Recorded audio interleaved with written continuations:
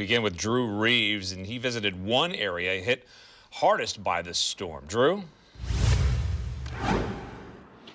Yeah, there are so many areas that were severely impacted by this winter storm. We're in West Linn right now, where the devastation is just evident pretty much no matter where you go in this city. Now, PGE says that this has been one of the hardest areas for them to restore power to.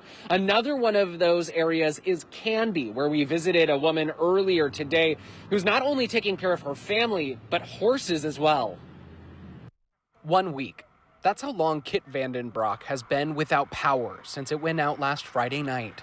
They say it takes a week to start new habits, and I'm telling you it takes longer because I'm still flipping light switches on. Kit lives in a rural area of Canby where access to water comes from her well. Without power, we don't have water, which is a huge life-sustaining. In Canby, if you don't have power, you still have water. So it's kind of confusing at times because it's like we don't have anything out here. And that water isn't necessary for just her family, but her horses as well. We go down to Canby Fairgrounds and fill up our water tank and water the horses. PGE says this area of Canby will be one that takes the longest to restore power to.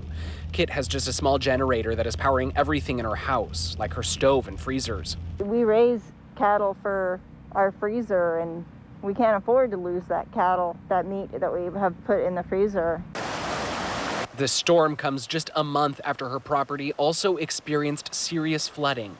She says this has really shown how much she appreciates in her day-to-day life. Oh my gosh, we take so much for granted.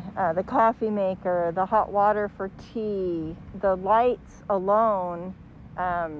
It's amazing. She says she is thankful to the PGE crews who are working to get her power restored and just hopes it happens soon. Yeah, that first hot shower is going to be a blessing.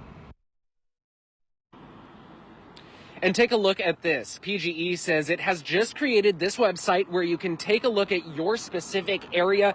It will tell you the damage that's been assessed in your area and when they expect you could see power return. Now, PGE says that it does hope to have power restored to just around 15,000 people that will still be without power by this evening. They say they will then continue to work through the weekend to get that power restored.